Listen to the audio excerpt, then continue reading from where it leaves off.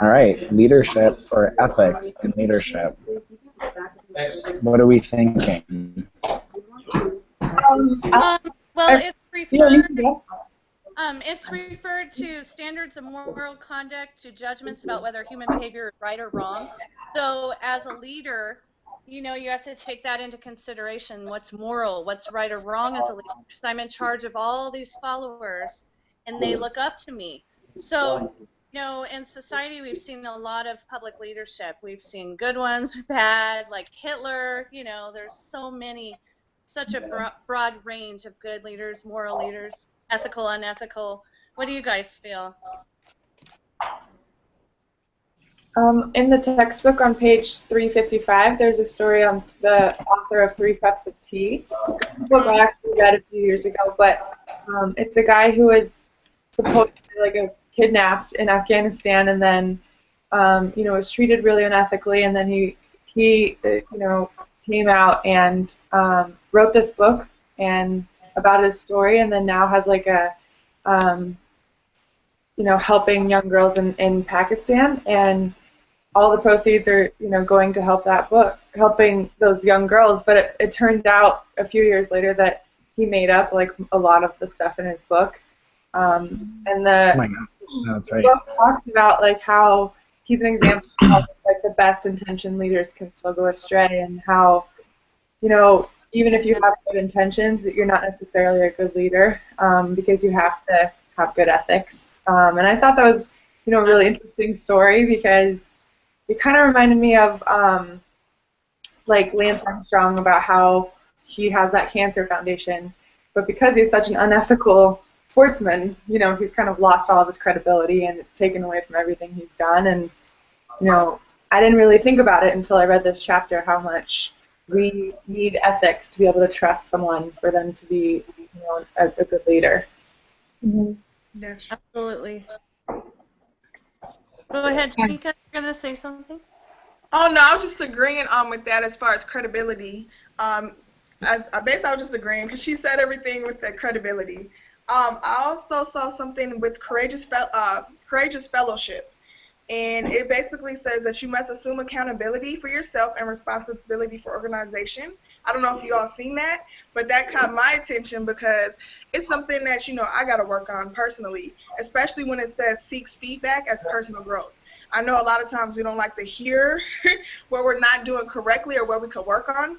So that's Right. why that stood out to me, as being ethical and leadership and everything like that. So, and that was in chapter 11. I think to kind of bounce off that point and your point, Jessica, with I think of with someone that's in the journalism field, like Brian Williams for NBC was a huge person that a lot of people looked up to, and then when he, it was two stories that were not credible, and now he's lost pretty much everything. And that is huge. Or I think of Paula Deen, when a case that happened 20 years earlier gets brought back up, and she loses everything that she had.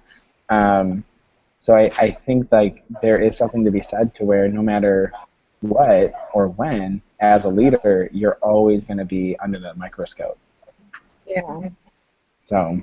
Yeah, and ethics can shape leadership too.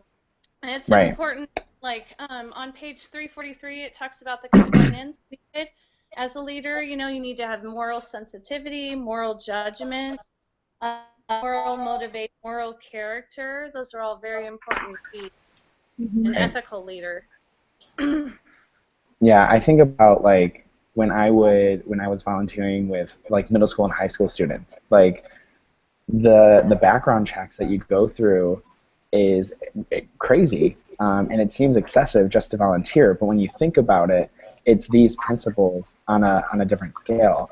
You're influencing young minds, and you're influencing people, and especially in children, they look up to you. So making sure that you fit this image, it's kind of this weird structure with ethics and leadership, because I feel like you don't want to conform to an image, but at the same time, you do to some extent, because you are influencing people. So how do you stay authentic to yourself as well as staying ethical to the utmost extreme? I think that's an interesting concept for leaders.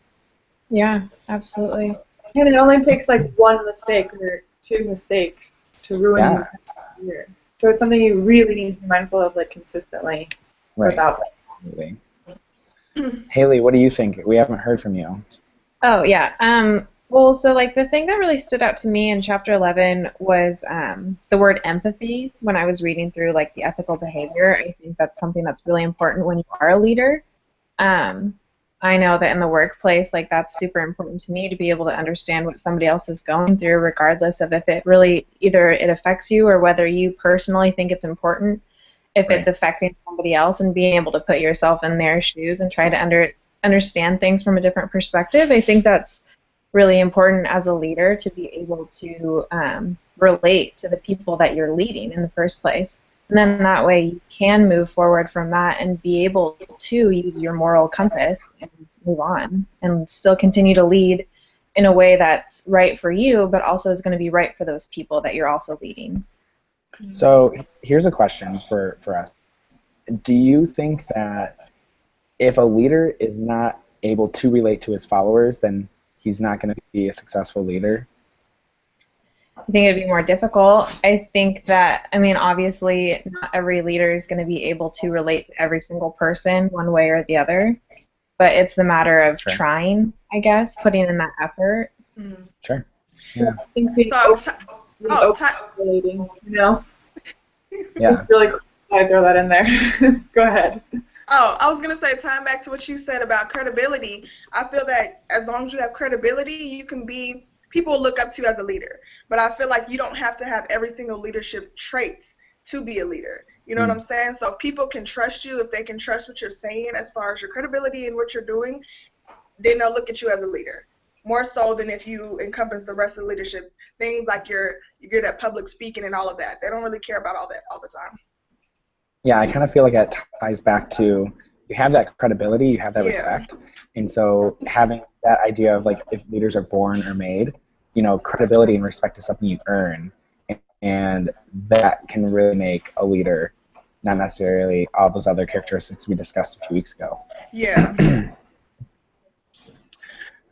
We are on our 2-minute mark, just to let you know. Okay. Cool.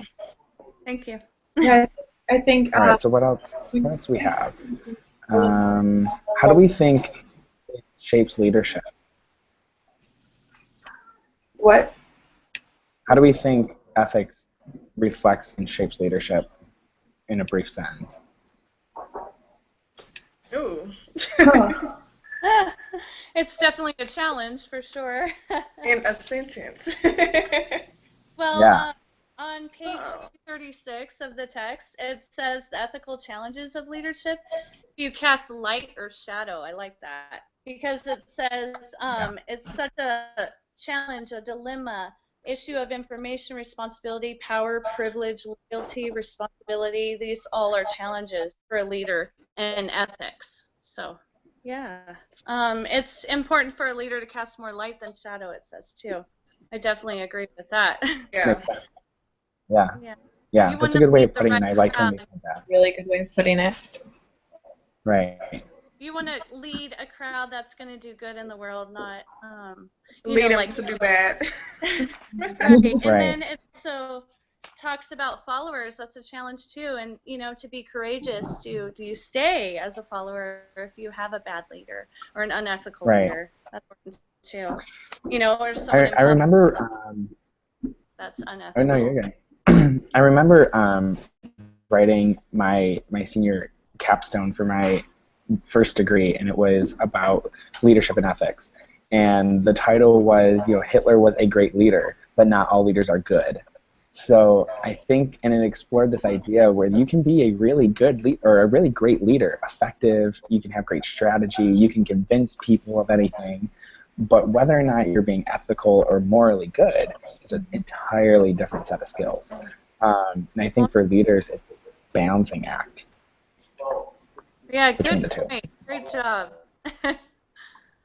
So, all right, people, that is our time. Good. Great job, everyone. All righty.